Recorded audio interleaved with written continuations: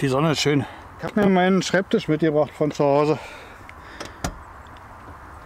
Und ich habe ja für YouTube ein bisschen was eingekauft gehabt, beziehungsweise der eine und der andere weiß ja nicht, was ein Encoder ist und wie sich das alles so zusammenreimt und was man da so alles macht. Und ja, der eine oder andere kennt auch keinen Jetson Nano.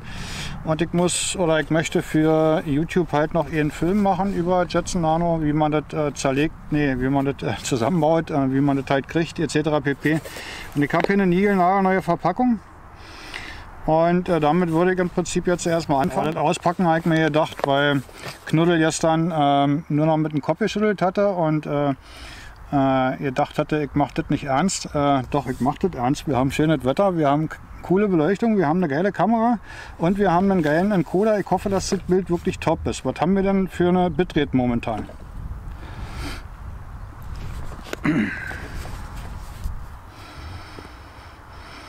Die sehe ich nämlich gerade nicht. Okay, also 8000 noch irgendwas ist okay.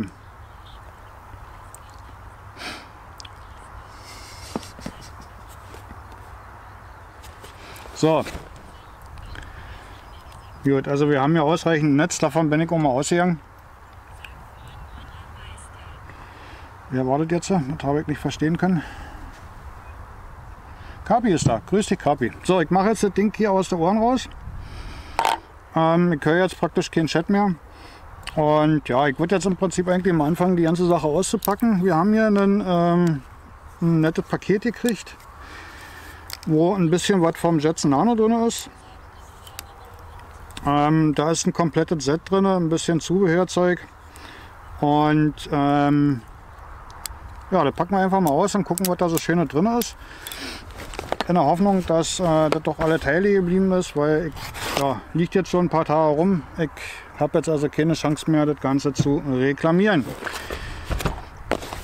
Wir haben dazu gekriegt einen Raspberry Pi, also vom Raspberry Pi ein Ladeteil, das wollte ich doch unbedingt mit dazu haben. Hat man mal wenigstens eins zu Hause. Dazu haben wir noch einen 64 GB Stick für das Betriebssystem. Das reichen aber auch 32 GB von der Sache her aus. Der war allerdings preiswerter als der 32er. Okay, dann wollen wir mal kurz reingucken in die Kiste. Ich weiß nicht, ob die Kamera zu weit weg ist. Wenn nicht, müssen wir sie noch ein Stück weiter ranholen. Aber ich hoffe mal, dass das so okay ist. Kann ja mal einer kurz was drin schreiben, ob das so okay ist. Und guten Tag, dicker Sauerländer. Einen wunderschönen. Ist die Entfernung so okay oder muss ich da noch irgendwas dran ändern? Also muss die noch näher ran oder ist das so gut? Kamera passt. Kamera passt. Okay, alles klar. Gut. Also, wir haben hier auf jeden Fall eine Adapterkarte drin, wo halt die kleine Karte reingemacht werden kann. Ich gucke mal gleich nach, ob da eventuell noch ein Stick drin ist. Das kann durchaus möglich sein. Aber ich hatte halt noch eine Karte extra dazu gekauft, weil auf Reserve eine Karte sich irgendwo mitzunehmen, die schon vorbereitet ist, ist definitiv ratsam, wenn man mit solchen Geräten weiter irgendwie wegfährt. Hier ist tatsächlich eine Speicherkarte drin und die hat die Größe auch von 64 GB, ist auch eine ScanDisk oder was weiß ich, wie die heißt, keine Ahnung. Ist also hier noch eine drin, bräuchte man sich theoretisch keine kaufen. Ich plädiere aber dafür, wie gesagt, bei weiteren Entfernungen, dass man dann, wenn man jetzt in Urlaub fährt oder so, dass man sich mindestens eine Ersatzkarte halt mitnimmt, wo die schon alles fertig ist, die jetzt halt fertig drauf hat, die schon mal getestet worden ist und dass das Ganze dann auch funktioniert. So, wir haben ein HDMI-Kabel, gut, brauchen wir nicht in dem Fall. Power Supply. Muss ja irgendwie was mit dem Netzteil sein. Genau, wir haben ja also noch ein Netzteil drin. Das lassen wir mal auch da drin.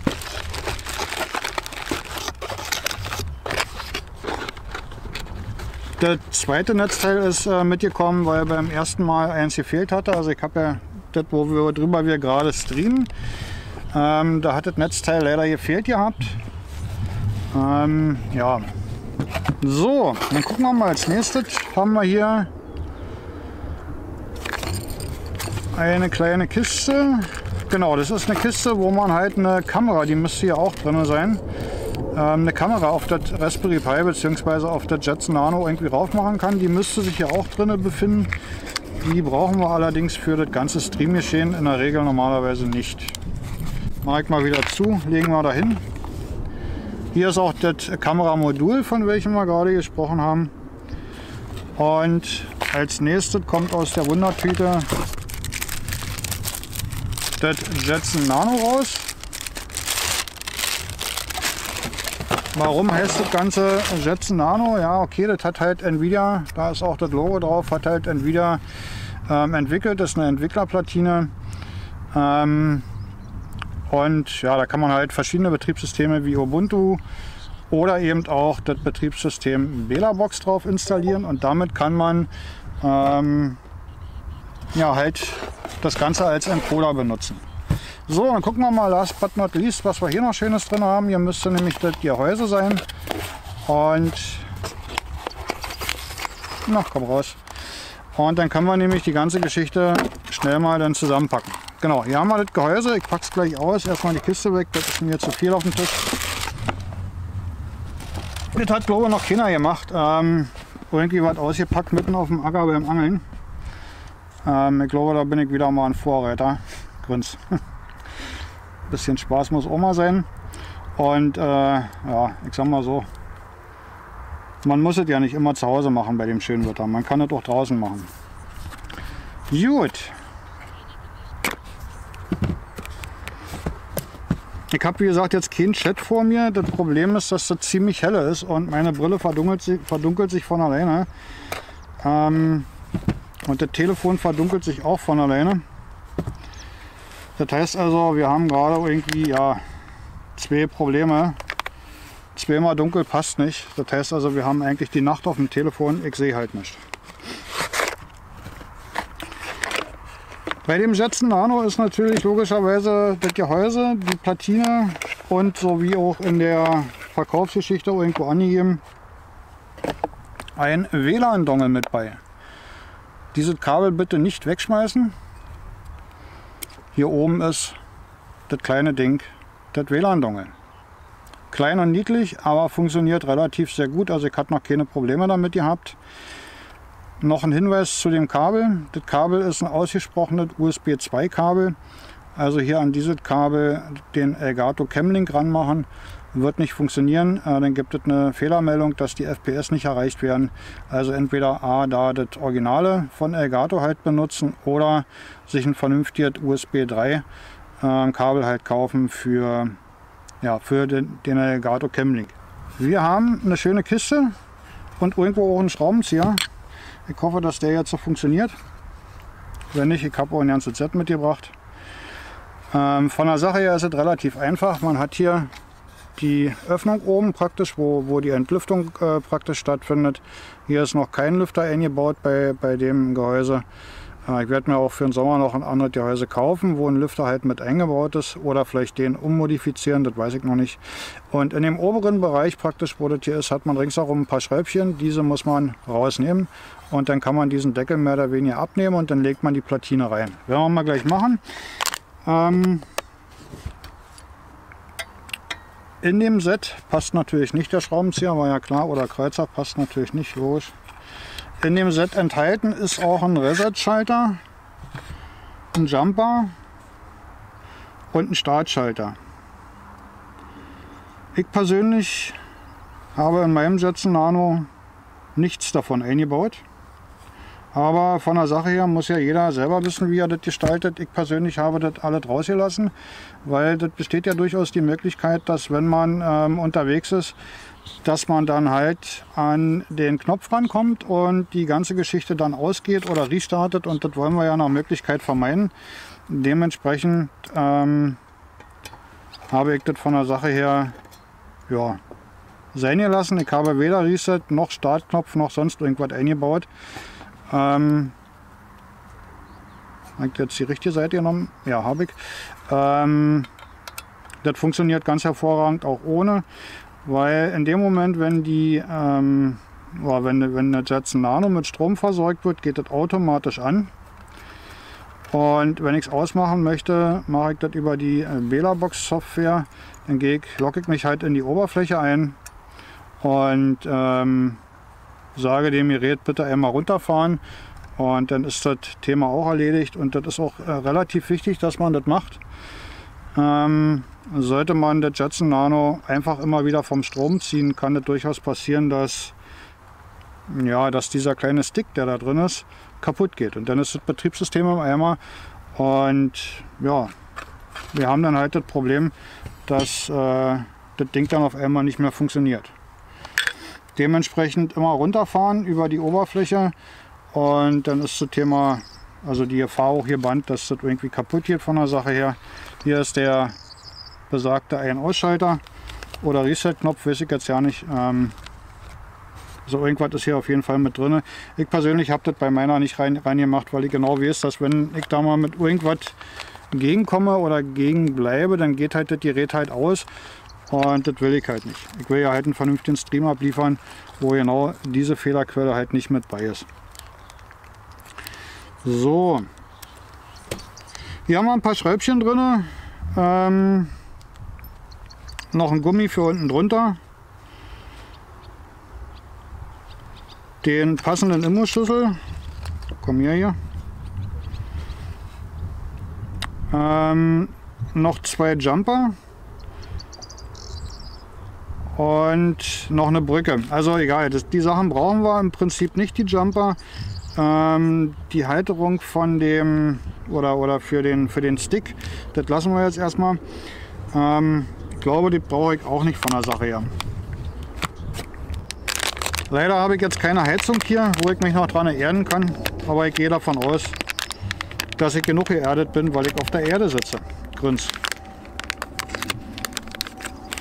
Ich habe vorher auch keine Hock-Strecksprünge gemacht, also elektrostatisch sollte ich eigentlich nicht aufgeladen sein. So sieht das ganze Teil aus.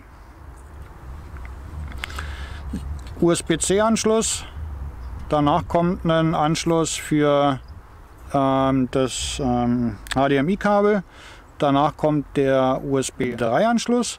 Das sind 2 USB 2-Anschlüsse, die bitte dann halt für das WLAN-Modul und für einen LTE-Stick oder ähnlich halt benutzen oder für einen USB-Hub. Da gibt es aber auch diverseste Sachen bei mir im Discord halt zu finden. Und hier haben wir noch einen Netzwerkanschluss und hier haben wir noch eine alte USB-Schnittstelle, weil die alte Schnittstelle brauche ich von der Sache ja nicht. Gut, dann haben wir hier irgendwie 4 Löcherchen drin. 1, 2, 3, 4. Platine schön vorsichtig reinsetzen.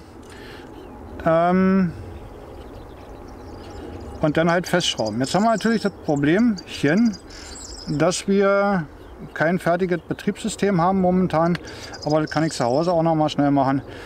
Der Speicherstick, der kommt hier unten drunter, wird der reingesteckt, so dass dort halt der mehr oder weniger für immer drin bleibt. Bei dem anderen Set, oder ich weiß nicht, ob hier auch sowas dabei ist, da gibt es noch eine Verlängerung, dass man den da reinmachen kann. Ich persönlich bin halt dafür, dass der dort drinnen verschwindet und man den in Ruhe lässt. Dieser Slot ist auch relativ empfindlich, also bitte nicht zu stark beanspruchen. Diese Dinger können halt nicht allzu viel ab.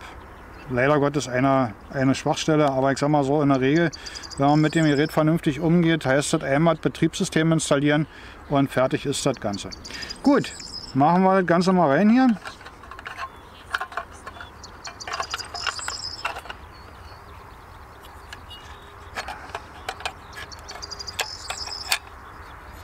So ein bisschen reinkanten die ganze Sache und ausrichten ein bisschen. Die Schrauben, die hierbei sind, das sind Imbusschrauben. Da muss man halt dann vorher noch mal gucken. Habe ich dummerweise nicht gemacht, aber wir können das auch gerne durchzählen. Das sind 4 etwas größere Schräubchen dabei. Das sind eigentlich die für die Platine sind.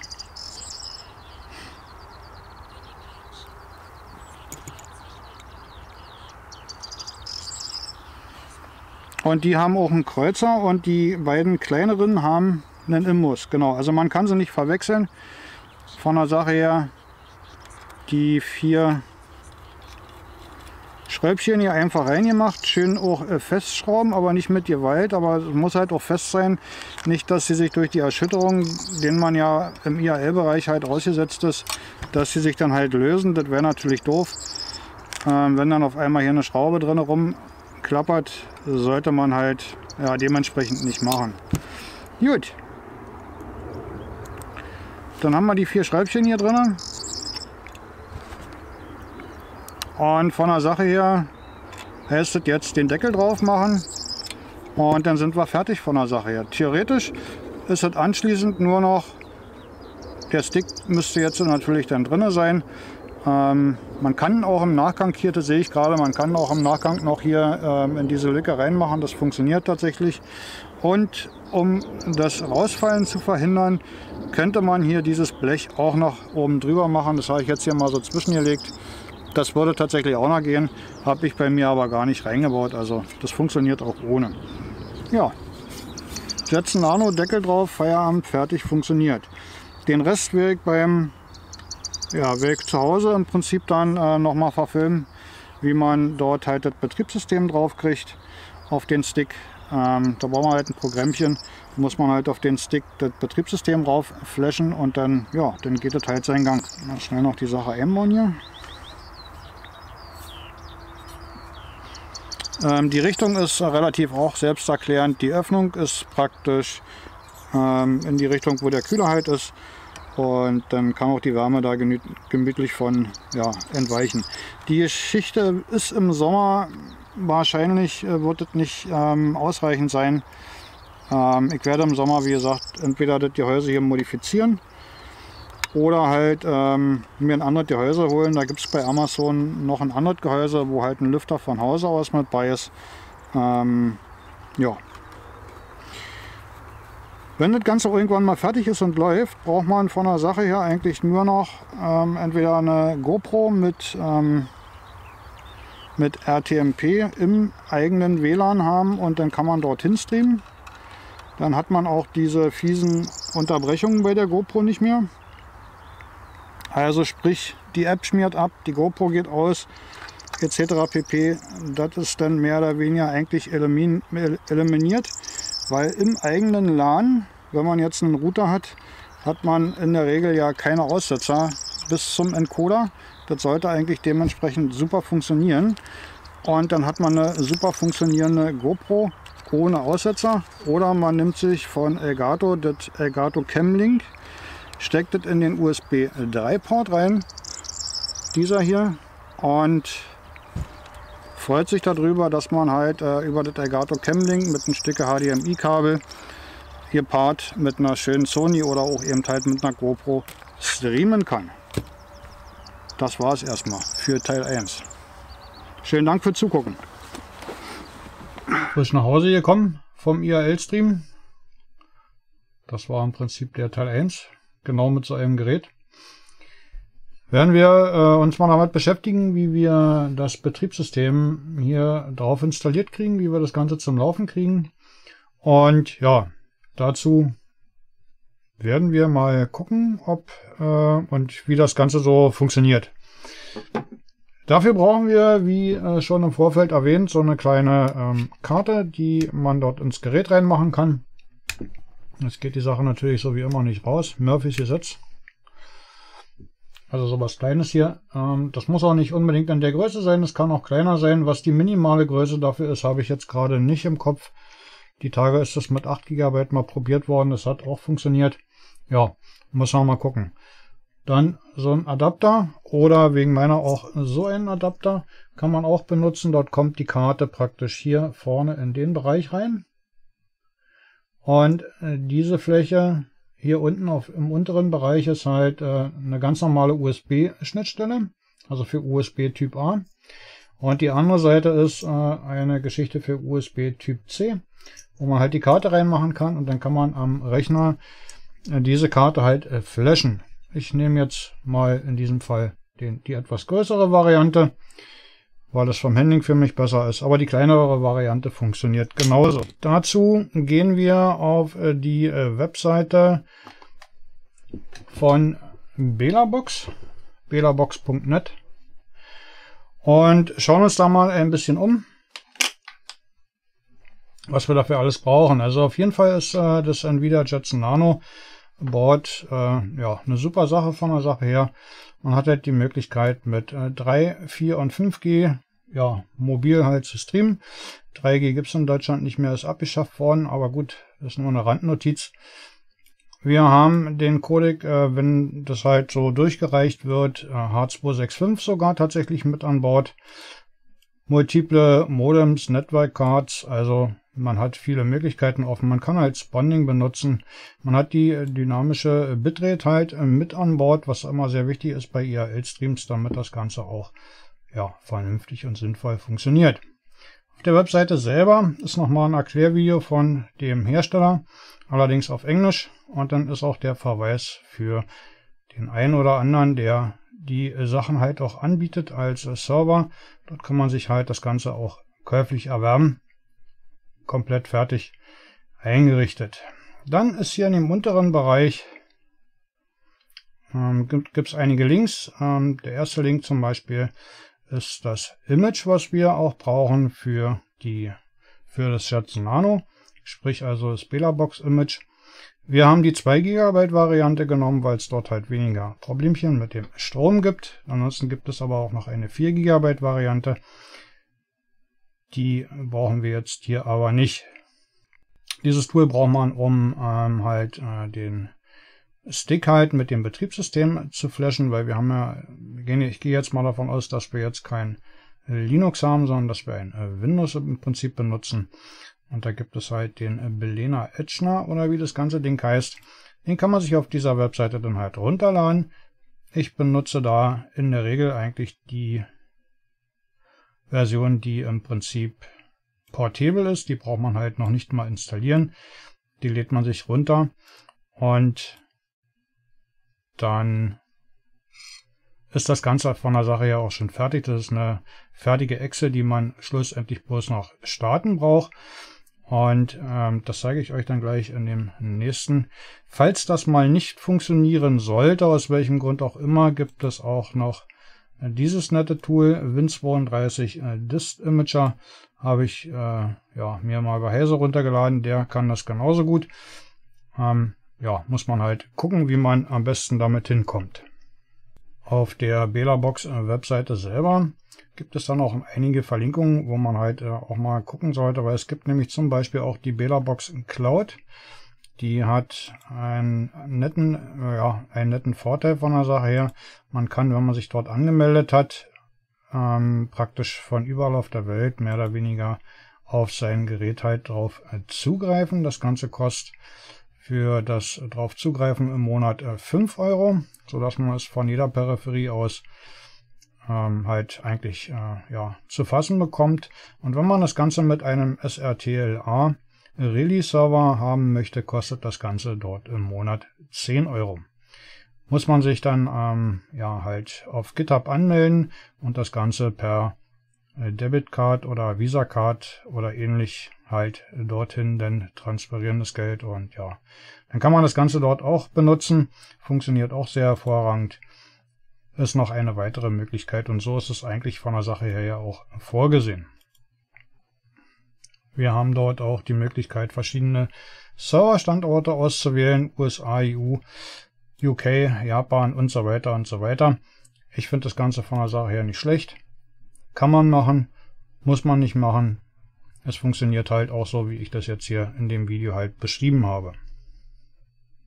Okay, als nächstes machen wir uns mal den Stick dort gleich in den USB-Port rein und werden wahrscheinlich von Windows begrüßt, weil dort ist schon was drauf mit einigen Haufen ja, Sachen. Also wir wollen das gerne, sollen es gerne formatieren, was wir natürlich jetzt nicht brauchen. Wir sagen bei dem Programmchen, was wir gerade gestartet haben, Flash vom File, die 2 GB Variante öffnen und suchen uns dann das USB-Laufwerk aus, in dem Fall dieses hier, 64 GB sind das, und sagen Select. Und dann gehen wir hin und sagen Flashen Und das Ganze fängt dann an mit dem Flash-Vorgang. Das dauert auch einige Zeit, bitte nicht verzagen. Das ist halt, ja, das dauert halt einen Moment. Sollte das Ganze nicht vernünftig funktionieren, bekommt ihr eine Fehlermeldung und dafür dann halt, wenn das jetzt wirklich so sein sollte, das andere Tool mal probieren, ob das Ganze funktioniert. Ich hatte bei mir zum Beispiel das Problem, dass nicht die letzte Version funktioniert hatte. Ich musste halt in das Archiv reingehen und musste halt die Version von davor benutzen. Das zeige ich euch auch mal kurz.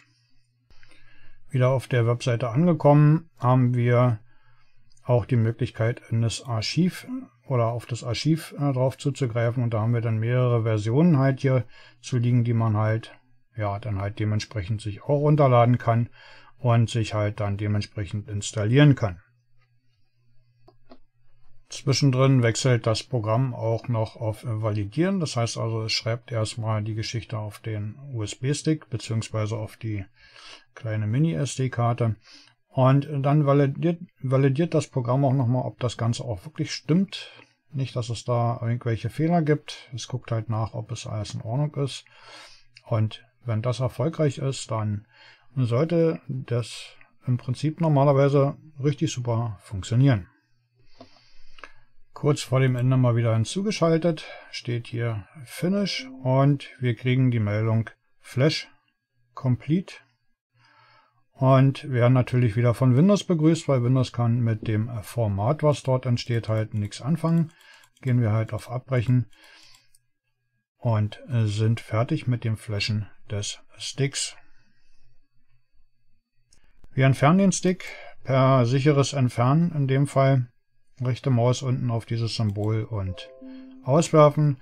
Wenn dieser Spruch hier kommt, dann kann die Hardware dementsprechend ausgeworfen werden. Dann geht daran auch nichts kaputt und ja, das sollte alles, wie gesagt, gehen.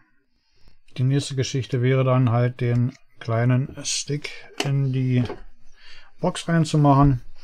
Darauf muss man natürlich ein bisschen gucken, dass die blanken Geschichte, also dass die blanke Geschichte von dem Mini-Stick in Richtung Platine zeigt, also in dem Fall halt Richtung nach oben. Und dann schön vorsichtig reinstecken, dass dort halt nichts kaputt geht, bis es einmal klickt und dann ist das Ganze eingerastet und es sollte theoretisch gehen. Nächster Arbeitsgang wäre, die vorbereitete USB-Geschichte halt zu nehmen. Ich habe mir das schon mal hingelegt gehabt. Den USB-C-Anschluss halt mit Strom versorgen. Na komm her hin. Und in dem Moment, wenn man den USB-Stick rein, also nicht den USB-Stick, wenn man den USB-C oder wenn man das USB-C-Kabel dort reinsteckt, geht hier in dem inneren Bereich eine Lampe an. Ich werde mal versuchen, die mit einzufangen. Das müsste eigentlich zu sehen sein. Diese Lampe muss auf jeden Fall leuchten, dann weiß man, okay, das Gerät als solches funktioniert. Es hat Strom und eigentlich ausreichend Power. Die muss halt durchgehend grün leuchten und dann sollte das Ganze auch funktionieren.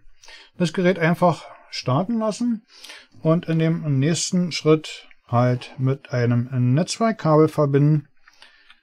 Und dann sollte man das Ganze auf Netzwerkebene finden. Ich habe hier einen Router zu liegen, das ist ein Netgear M1. Das ist der, den viele Streamer halt benutzen. Und da muss man sich halt in die Web-Oberfläche von dem Nighthawk einloggen und gucken, wie die IP-Adresse von dem Jetson Nano ist. Dazu gehen wir halt auf die Webseite von dem Nighthawk und gucken uns das Ganze an. Direkt auf der Hauptstartseite haben wir hier unten in dem Bereich die Möglichkeiten zu gucken, was haben wir wie angeschlossen.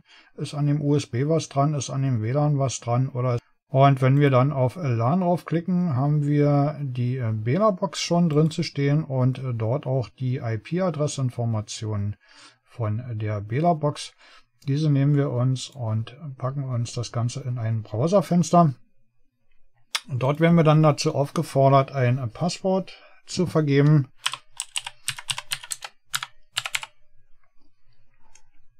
Set Passwort, nein, nicht speichern möchte ich jetzt nicht. Und schon sind wir auf der Web-Oberfläche von dem Jetson Nano bzw. von der BelaBox Software angekommen.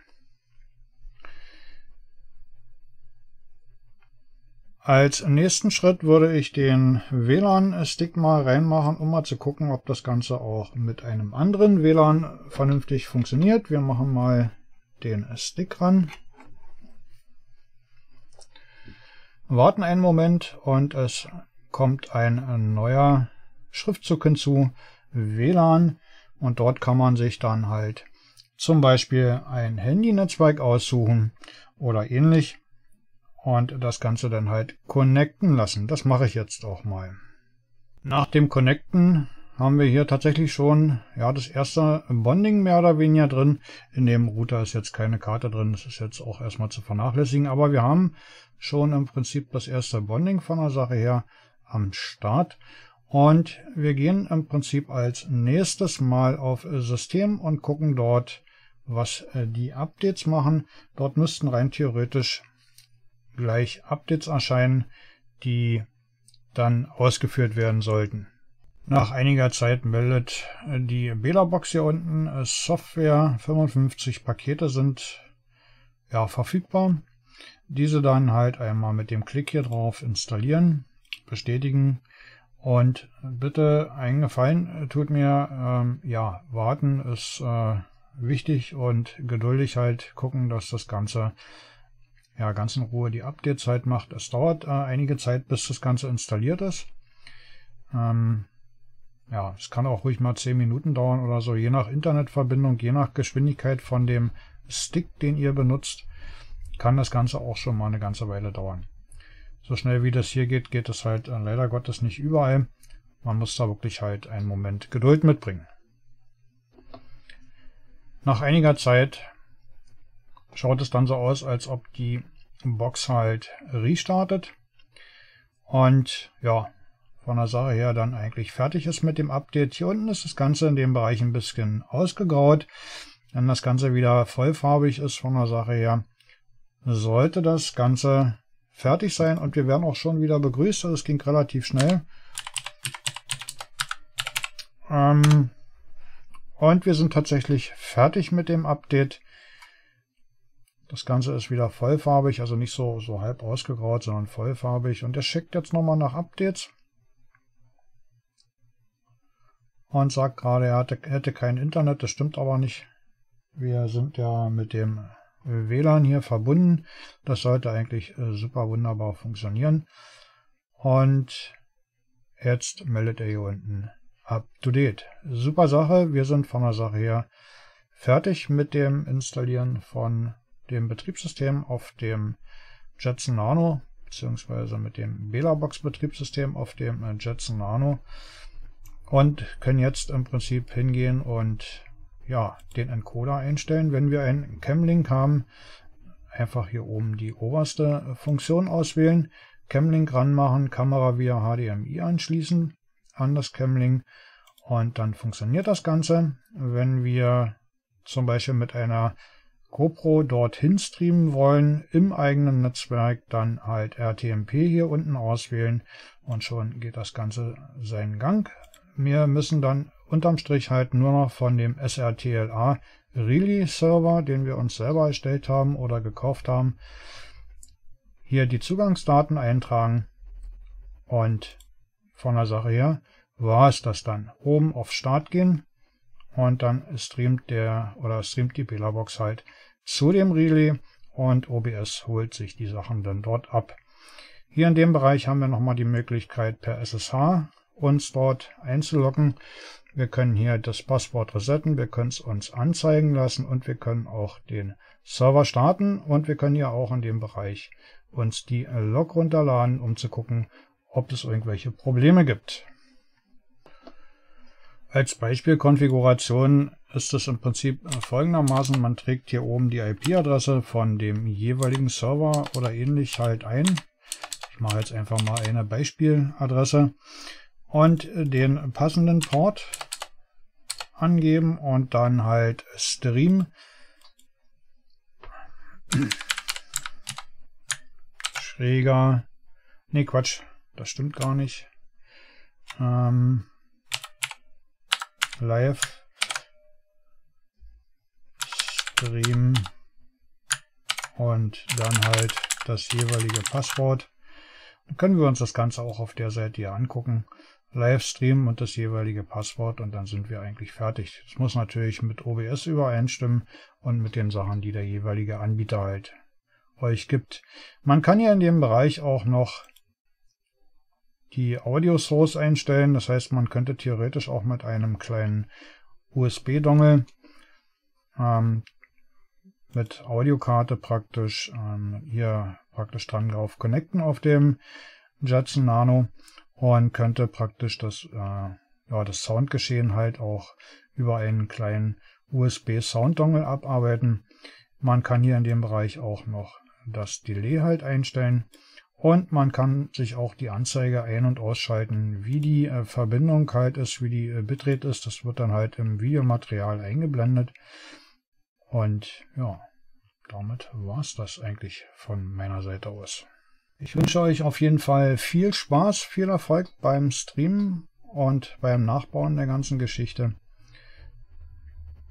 Ich würde mich riesig freuen über einen Daumen nach oben, über ein Weiterverbreiten und ja, den ein oder anderen Follower, der jetzt dann hoffentlich mit wieder hinzukommt. Ich bedanke mich auch für alle, die einen Follower dagelassen haben und ja, immer regelmäßig fleißig zugucken. Vielleicht schaffen wir irgendwann mal auch die 1000. Das wäre auf jeden Fall eine coole Sache. In diesem Sinne, einen guten IRL-Stream gewünscht. Bis dann, Dane.